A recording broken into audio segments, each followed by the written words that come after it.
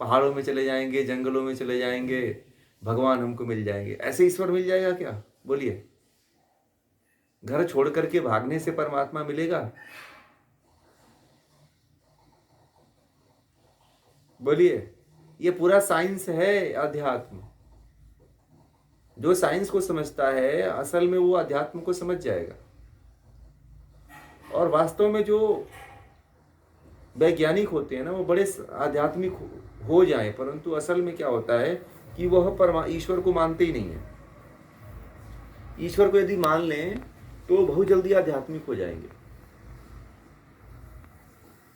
और बहुत से लोग ऐसे जैसे एपीजे अब्दुल कलाम थे, तो वो इस चीज को मान गए थे, जान गए थे और बड़े आध्यात्मिक हो गए थे। वो एपीजे अब्दुल कलाम जो है बहुत आध्यात्मिक हो गए।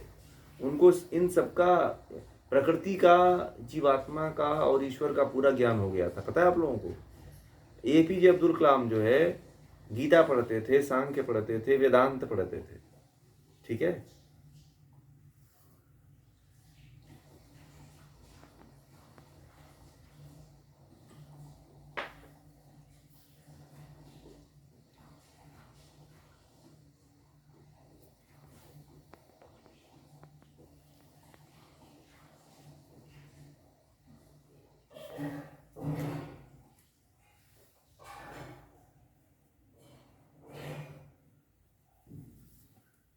हम्म।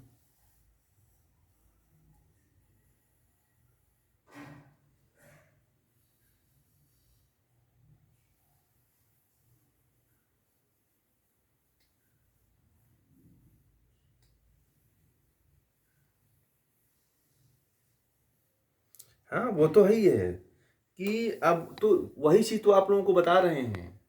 वही तो चीज बता रहे हैं कि जहाँ से ये लोग जो है, जो साइंस वाले लोग हैं, जहाँ से भौतिक विज्ञान, जितने वैज्ञानिक जहाँ से रिसर्च करते हैं, वहाँ से इन्होंने तो केवल इलेक्ट्रॉन प्रोटॉन की खोज किया है। अब ध्यान से सुनिएगा मेरी बात को। इन्होंने, आज के साइंटिस्ट जो है, इलेक्ट्रॉन, प्रोटॉन और न्यूट्रॉन और एटम तक पहुंचे हुए हैं।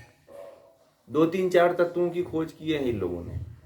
ठीक है। परंतु हमारे देश के जो महर्षि कपिल थे, उन्होंने तो 25 तत्वों की खोज करके बैठे हुए हैं।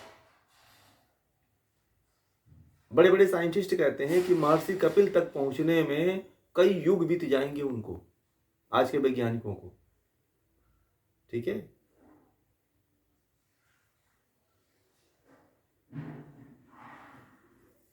तो अभी क्या है, अभी जो आप लोगों को बता रहे हैं वही तो मैं कनेक्ट कर रहा हूं ना।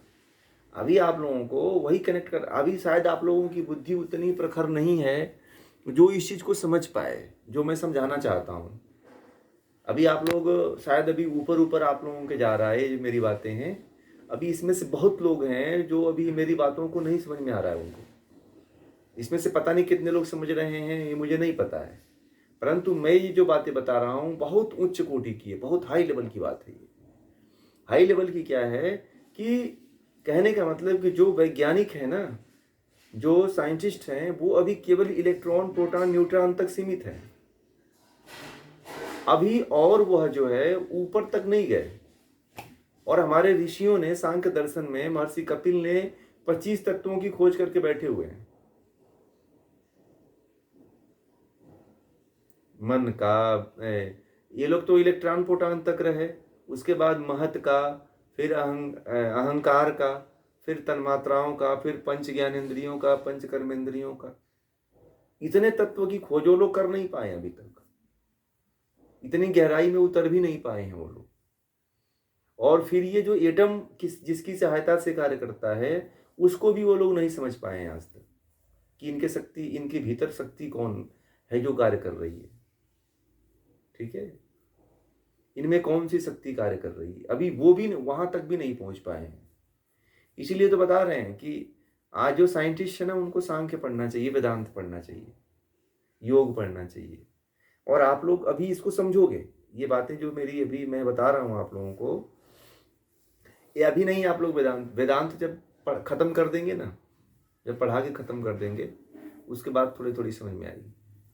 तब आप लोगों को आध्यात्म का पूरा ज्ञान धीरे धीरे होने लग जाएगा। ठीक है।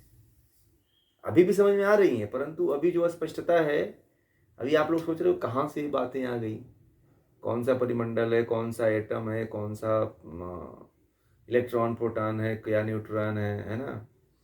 तो ये अभी नहीं, अभी आप लोगों को समझ में आ रही है, ऊपर ऊपर से जा रही है, परंतु ये बहुत गहरी चीज है, ये बहुत गहरी चीज है। ठीक है,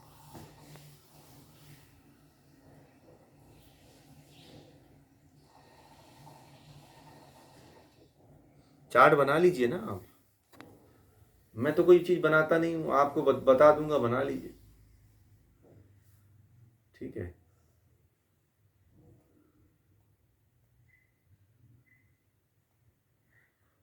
हाँ, जो परमाणु है वो 17 स्तंभ के रूप में है।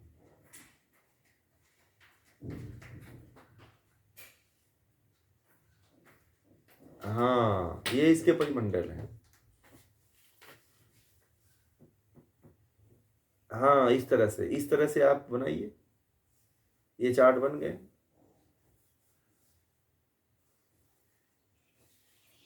सत्य के मन, मन, ज्ञानेंद्रियां, 5 ज्ञानेंद्रियां और पंच कर्मेंद्रियां।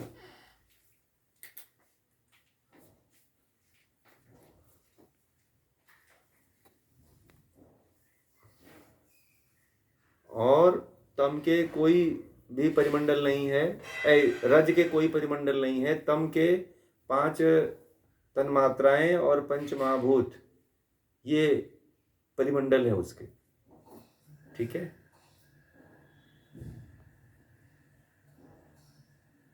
हाँ, 17 स्तंभ। अब 17 देखिए, ये अणु के डिवाइडेशन हो रहा है। जो मूल प्रकृति है, जो मूल प्रकृति है ना, उसका डिवाइडेशन, परमाणु तो 17 स्तंभ हो गया ना। पहले अणु था, अणु प्रकृति है। ठीक है, जो चार्ट बार बार हम आप लोगों को समझाते हैं वही चार्ट है, यहाँ पे भी वही चार्ट है, वहां पे भी सेम चीज वही है। सांख्य दर्शन वाला पार्ट है यहाँ पे भी, जो सांख्य दर्शन वाला चार्ट है ना।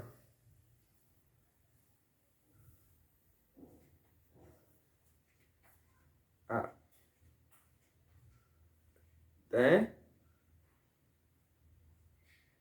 तन मात्रा, जो क्या है तन मात्राएं, बताइए।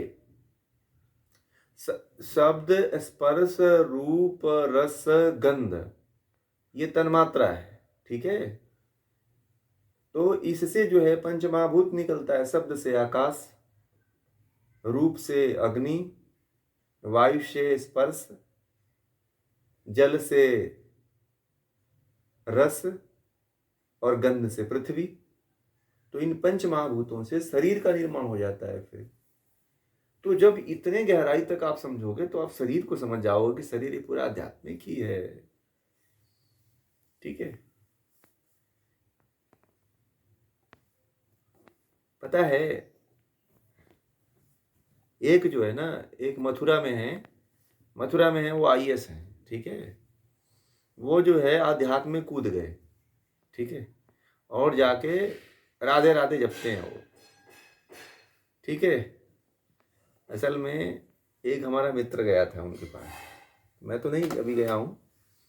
तो हम लोगों की बातचीत होती रहती है इन सब को लेकर के। तो मैंने वो पूछा कि यार एक महाराज जी मिले हैं, तो मैंने कहा एक कुछ प्रश्न करना है यार उनसे, पूछना है वो कहाँ तक पहुँचे हुए हैं। और वो बोला कि आईएएस है, अपनी आईएएस की जॉब छोड़ करके, नौकरी छोड़ करके आए हुए हैं। तो मैंने कहा उनसे पूछना, तो बोला कि गया महाराज जी के पास, बोला महाराज जी थोड़ा सा हम आपसे जानना चाहते हैं। बोले कि हम तो आए हुए हैं यहाँ, मथुरा में आए थे परिक्रमा करने और हम राधा जी के दीवाने हो गए। तो वो तो बोला कि भाई आप किसके दीवाने हो गए हैं, तो इनके दीवाने होकर के क्या करेंगे आप। ठीक है, तो यही उनसे बहुत कुछ प्रश्न होने लगा उनसे। तो वो 7-8 साल से मथुरा में थे। ठीक है, तो वो बताऊं आप लोगों को, तो उनसे मैंने जो जितने प्रश्न कहे थे पूछने के लिए, उन किसी वो उसमें से किसी भी प्रश्न का वो उत्तर नहीं दे पाए। वो 8 साल से लगे हुए हैं। ठीक है, और पूरा साधु हो गए, पूरा घर परिवार सब कुछ छोड़ चुके हैं वो। उनका टीवी पर भी आया था। ठीक है, आप जाओगे तो इनका इंटरव्यू भी है, आप लोग डालना एक आईएएस का, मथुरा में है, वो मिल जाएगा आपको, यूट्यूब पे भी मिल जाएगा आपको, फेसबुक पे भी उनका पूरा इंटरव्यू है, न्यूज़ चैनल वाले लेके रखे हुए हैं। तो असल में एक लड़का है, वो गया था हमारा मित्र साथ का, तो उनसे पूछा था, तो मैंने कुछ प्रश्न दिए थे कि ये पूछना उनके बारे में, तो नहीं बता पाए। क्यों? क्योंकि उनको भी ज्ञान नहीं है। वो आए थे तो आध्यात्मिक बनने के लिए, परंतु कहाँ से दे पाएंगे जब उनको सही अर्थ, सही ज्ञान नहीं रहेगा तो कहाँ से दे पाएंगे? उसका जवाब ही नहीं दे पाए, न एटम का दे पाए, न किसी और चीज का दे पाए, न किसी चीज का भी नहीं दे पाए। ठीक है, तो ये है जी।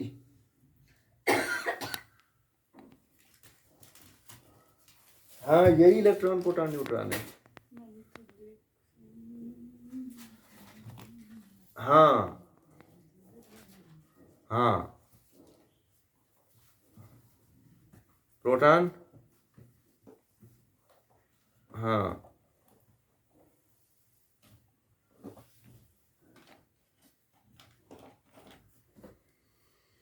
ठीक है।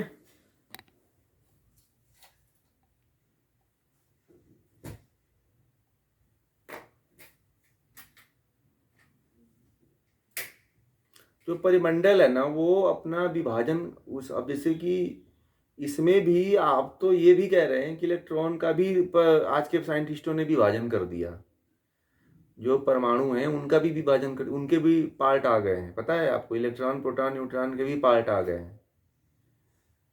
तो ये क्या है कि कहते हैं कि जो प्रकृति है, प्रकृति को भी सूक्ष्म किया जा सकता है, और उससे भी सूक्ष्म ब्रह्म है, क्योंकि उसमें ब्रह्म की शक्ति कार्य कर रही है। तो ऋषियों ने, हमारे वेदों ने एक ऐसा मार्ग निकाला है, ऐसा हमें ज्ञान दिया है ऋषियों ने, कि एक कण का आप कितना भी विभाजन कर लो, उसका कभी नाश नहीं हो सकता है। ठीक है, जो प्रकृति का मूल तत्व है उसका कभी नाश नहीं होगा, उससे कई कितने भी डिवाइडेशन कर लो आप। ठीक है, उसमें ब्रह्म की शक्ति कार्य करेगी, क्योंकि हर कण में ब्रह्म की शक्ति कार्य करती है।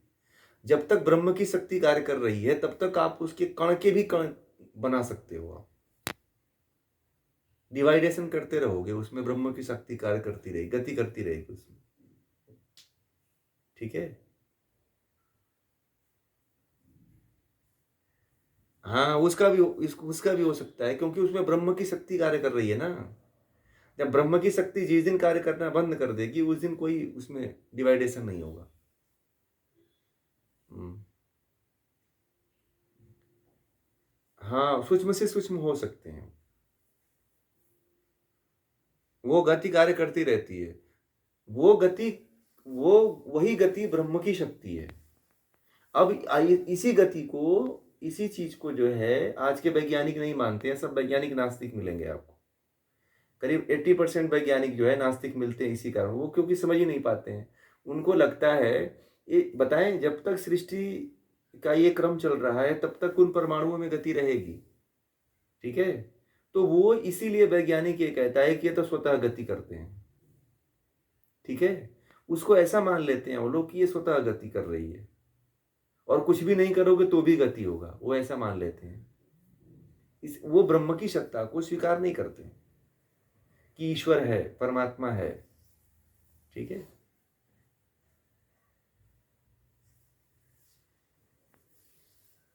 ईश्वर की यही तो सबसे बड़ी महानता है कि ईश्वर को कोई जान नहीं पाता। जानने वाला है तो जान लेता है, जो नहीं जानता है तो वो जान ही नहीं पाता है कभी। ठीक है, मैंने अभी जो बताया, मैं जो उनसे प्रश्न करवाए थे, वो मैंने सोचा था कि कुछ ज्ञान उनमें पहुंचे हुए होंगे, एक भी प्रश्न का उत्तर नहीं दे पाए। उनको बस यही पता था कि नाम नाम माला जपो, यही करो वही करो, उसी में लीन थे बेचारे, क्या करें। कहते कि गुरु की आज्ञा है, बस जितने में है उतने में रहो, रमे रहो, ये है वो है। ऐसे बहुत से लोग आप। हम्म।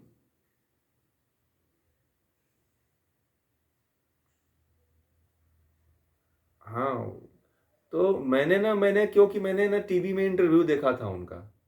ठीक है, तो मैंने कहा कि चलो कोई बहुत पहुंचा हुआ आदमी आध्यात्मिक हो गया, ठीक है। कोई बड़ी श्रद्धा से वो आध्यात्मिक हुआ है, अपनी नौकरी छोड़ करके, अपना परिवार छोड़ करके, अपने बच्चों को छोड़ करके आध्यात्मिक हुआ है। अब पता है ये बातें मैं आप लोगों के सामने कहता हूँ क्योंकि आप लोग अध्यात्म को समझ रहे हो। अगर ये बातें उनके सामने कह देंगे तो फिर वो लोग जो है इधर का उधर कर देंगे, जो उनके गुरु हैं वो लोग, ठीक है जी।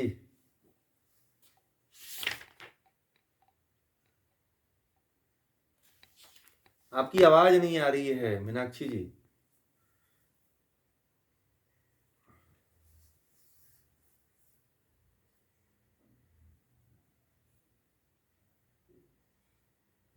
भ्रमित हो गए, बहुत भ्रमित हो गए। बहुत अच्छी बात आपने, एक एक आपने बहुत अच्छी बात कही मीनाक्षी जी ने। मीनाक्षी जी शांत रहती हैं परंतु कुछ बातें ऐसी सी ढूंढ ढूंढ के लेकर के आती हैं ना, जो एकदम सत्य होता है।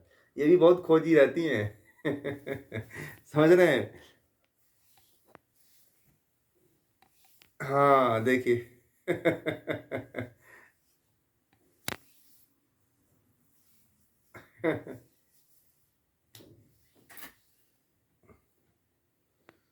हाँ नहीं, ये चौपाई जो है ना, सुनिए, ये इस चौपाई ने बहुत से लोगों की जिंदगी खराब कर दिया और बहुत से लोग आध्यात्मिक, सुनिए, इस चौपाई ने बड़े बड़े लोगों का जीवन बर्बाद कर दिया। मेरी बातें थोड़ी आप लोगों को बहुत कड़वी लगेगी, तीखी लगेगी, ठीक है।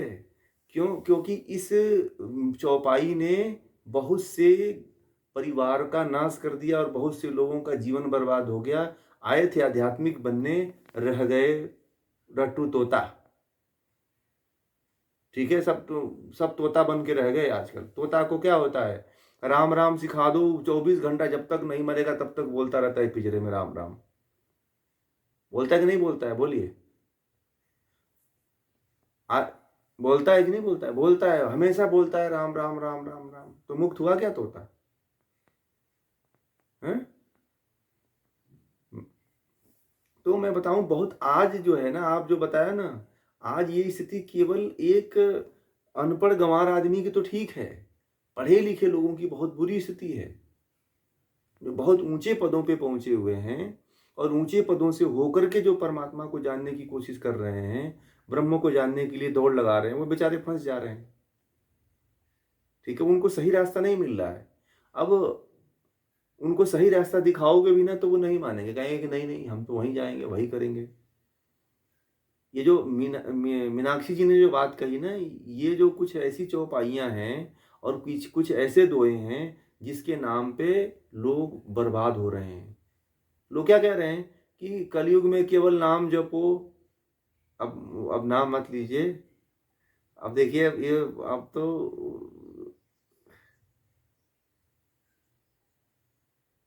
ठीक है। नहीं, ये रामचरितमानस का ही है। देखिए, उसमें लोगों ने एक भ्रम ये फैला रखा है कि कलयुग में नाम जपो, और कलयुग में केवल, अब जैसे कि कुछ एक महाराज जी लोगों का मैं सुन रहा था तो वो कह रहे थे कि कलयुग में यह है कि गुरु मंत्र और नाम जपो, केवल ये कि यही आधारा है और बाकी सब बेकार है, ठीक है। तो ये लोग कलयुग को और बदनाम करने के चक्कर में लगे हुए हैं। कलयुग में जितना धर्म का कार्य हो रहा है, लोग इतने श्रद्धावान हैं, परंतु क्या होता है, उनको सही दिशा न मिलने के कारण जो है, ज्ञान न मिलने के कारण जो है, वो भटक जाते हैं। असल में भारत विश्व गुरु इसीलिए था कि भारत को वास्तविक ज्ञान पता था। अब भारत के लोग विश्व गुरु बनने के लायक नहीं, भारत के लोग ही भटक जा रहे हैं। भारत तभी विश्व गुरु बनेगा जब इसको, यह जो ज्ञान आप लोग ले रहे हो ना, यह ज्ञान हर व्यक्ति तक पहुंचेगा, तब भारत विश्व गुरु होगा। अब गुरु आप कैसे बनोगे? अगर कोई विदेशी आ गया आपके सामने, तो आप उसे वही जब करा के भिजवा दोगे, जाएगा वो वहां पे करेगा, कुछ नहीं मिलेगा, बोलेगा कि फालतू का हमको दे दिया इंडिया वाले ने, मूर्ख बना दिया है। अभी ऐसे ही बोलते हैं सब अभी।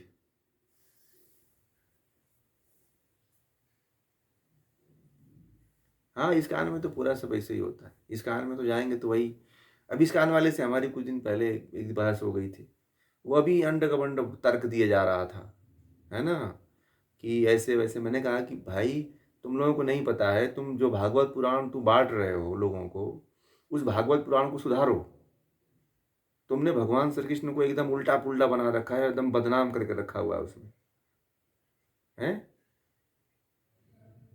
तुमने भगवान श्री कृष्ण को इतना बदनाम किया हुआ है उसमें कि तुम भगवान श्री कृष्ण को एक तो तुम उसमें जो है लुच्चा-लुफंगा बना दिया एकदम। भगवान श्री कृष्ण कहते हैं कि साड़ी लेके भागता है, तो कोई कहता है कि मटकी फोड़ देता है, तो कोई कहता है कि डाल पे साड़ी लेके छुप करके बैठ रहा है और गोपियां नहा रही हैं। तो क्या प्रभाव पड़ेगा आपके भगवान पे? हैं? भगवान श्री कृष्ण ने ऐसा कोई काम नहीं किया था। भगवान श्री कृष्ण को दिखाया गया है कि भगवान श्री कृष्ण जो है चुरा करके मक्खन खाते हैं और चुरा मक्खन चुराने में मदद करते हैं। तो ये सब बहुत सी गलत चीजें लिखी हुई है। हमें नहीं पता है, हम लोग जो जिसको लीला समझते हैं वह रास लीला है। ठीक है? हम लोग सोचते हैं कि भगवान लीला नहीं कर रहे हैं, भगवान को बर्बाद कर रहे हैं लीला के नाम पे और बदनाम कर रहे हैं लोग। विदेशी सब मजा उड़ाते हैं, पता है आपको? कई फॉरेनर जो है मजा उड़ाते हैं इसकी, इनके तो भगवान ऐसे थे, इनके भगवान तो ऐसे हैं। और वहीं पे ईसाई जो है ना, वहीं पे हिंदुओं का कन्वर्ट करते हैं। वहीं पे कन्वर्ट कैसे होता है? मैंने कई सभाओं में सुना है, वो लोग कहते हैं कि तुम्हारा भगवान तो महिलाओं का साड़ी छुपा के लेके भागता था। ऐसा बोलते हैं ईसाई। तुम्हारा भगवान तो बहुत सी महिलाओं से 16,000 महिलाओं से शादी किया था, तुम्हारा वो भगवान होगा। ऐसे बोलते हैं ईसाइयों की मिशनरियों में। मैं तो गया हूँ ना, देखा हूँ। हिंदू लोग भी बोलते हैं। तो वो कहते हैं, ईसाई ये कहते हैं कि तुम इस भगवान को अपना भगवान बनाओगे, ऐसे आदमी को तुम भगवान बनाओगे अपना, और वहीं पे हिंदू कन्वर्ट हो जाता है। असल में भगवान श्री कृष्ण की कहानी किसी को पता ही नहीं है। ठीक है? जैसे हनुमान जी को बंदर बना दिया गया था ना, कल का प्रश्न इन्होंने शांति स्वरूप ने पूछा था, शांति स्वरूप जी ने। जैसे हनुमान जी के बारे में उल्टा सीधा पूरा प्रचलित हो गया है, उसी तरह से भगवान श्री कृष्ण के बारे में भी उल्टा पुल्टा पूरा है। अब किसी दिन कृष्ण जी के बारे में बात करूंगा मैं।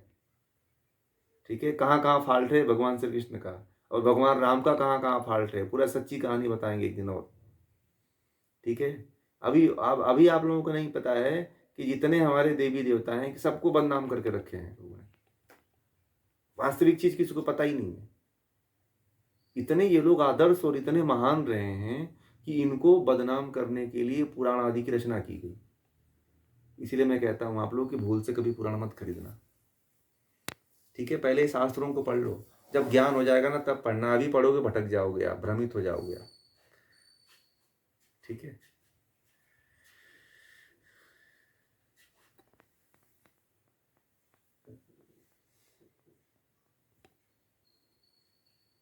अभी इस पे बात करना ठीक नहीं है। मैं ये कहूँगा कि पहले उनको सही सही ज्ञान दिया जाए, क्योंकि ये मुद्दा बन जाता है फालतू में बोलने में इसमें। मैं तो ये कहूँगा कि जो हनुमान चालीसा पढ़ते हैं उनको सही ज्ञान लेना जरूरी है। ठीक है?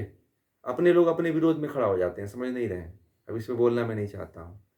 इसलिए मैं तो यही कहूँगा कि सबसे अच्छा है कि व्यक्ति जो है ना पहले योग दर्शन का ज्ञान ले, फिर सांख्य को पढ़े, वेदांत को पढ़े। इस तरह से ग्रंथों को पहले पढ़े, मोक्ष शास्त्रों को पढ़े। अब ये छोटे छोटे चीज़ें, इन पे अपने लोग विरोध में खड़े हो जाते हैं, तो अपने लोगों से लड़ना, फिर क्या लड़ना, फिर मज़ा नहीं आता है। ठीक है ना? हम अपने में ही फिर लड़ने लगते हैं। इसीलिए अपने फिर इतना श्रद्धा जो कर रहे हैं उनको श्रद्धा रहने दीजिए। हमें कुछ करना नहीं है, खुद अपने आप छूट जाएगा। गलत चीज उनको खुद ज्ञान हो जाएगा, क्या सही है क्या गलत है। ठीक है? किसकी पूजा करनी चाहिए, किसको मानना चाहिए, किसको जपना चाहिए, किसका ध्यान करना चाहिए, उनको खुद पता चलेगा। आप कहोगे तो आपके विरोध में खड़े हो जाएंगे।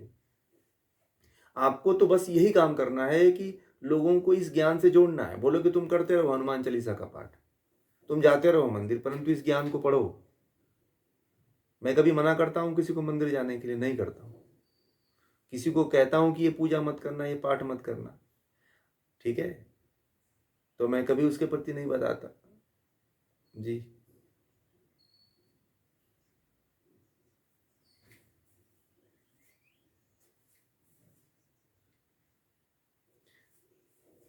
वो ये करवाते हैं कि उस तरह की उतना उच्च कोटि बुद्धि वाले तो है नहीं लोग।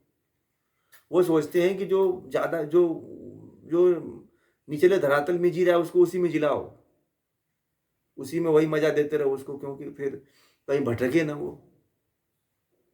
परंतु ये मुझे समझ में नहीं, मुझे थोड़ा-सा ये लगता है कि अगर उसी को सही ज्ञान दे दिया जाए तो वो क्यों नहीं सही रास्ते पे आएगा। सबका अलग-अलग मत है ना, उनका अलग मत है, श्री श्री रविशंकर जी का। तो उनकी भाई विचारधारा कुछ अलग होगी। हमारी तो विचारधारा नहीं है, हम तो वही चीज़ नहीं करना चाहते जो सब लोग करना चाहते हैं। हम तो चाहते हैं कि चाहे मध्यम वर्ग हो, चाहे निम्न वर्ग हो, कोई भी व्यक्ति है उसको सही ज्ञान मिले। ठीक है? अब जो जिस निचले धरातल पे फँसा हुआ है लोग उसको और फँसा देते हैं कि फँसे रहो तुम। ठीक है? उसको निकालने की कोशिश नहीं करेंगे। कहेंगे कि तुम उसको फँसे रहने दो। अब यहीं पे ऊँच-नीच का भाव आ जाता है कि नहीं आ जाता है बताइए? आता आएगा कि नहीं आएगा? हैं? तो ये तो धर्म नहीं है ना, ये तो आध्यात्म नहीं है ना। आध्यात्म तो हमें समत्व की भावना सिखाता है, बराबर का भाव सिखाता है। चाहे स्त्री हो, चाहे पुरुष हो, चाहे कोई भी जाति का व्यक्ति हो, सबके प्रति बराबर का भाव हो। किसी के प्रति भी द्वेष की भावना ना हो, किसी के प्रति ऊंच नीच की भावना ना हो। आध्यात्म तो ये कहता है। तो ये सारी बातें हैं, समझने वाली बातें हैं, जो जिसको ज्ञान हो गया ना फिर ये सब कुछ समझ जाता है कि सब लोग क्या कर रहे हैं। अब आपको धीरे धीरे समझ में आ रहा है, तो रविशंकर जी के बारे में आप कह रहे हो, ये तो कुछ दिन पहले आप भी उसी लाइन में खड़े थे, है कि नहीं? तो इसीलिए हाँ हाँ हाँ हाँ।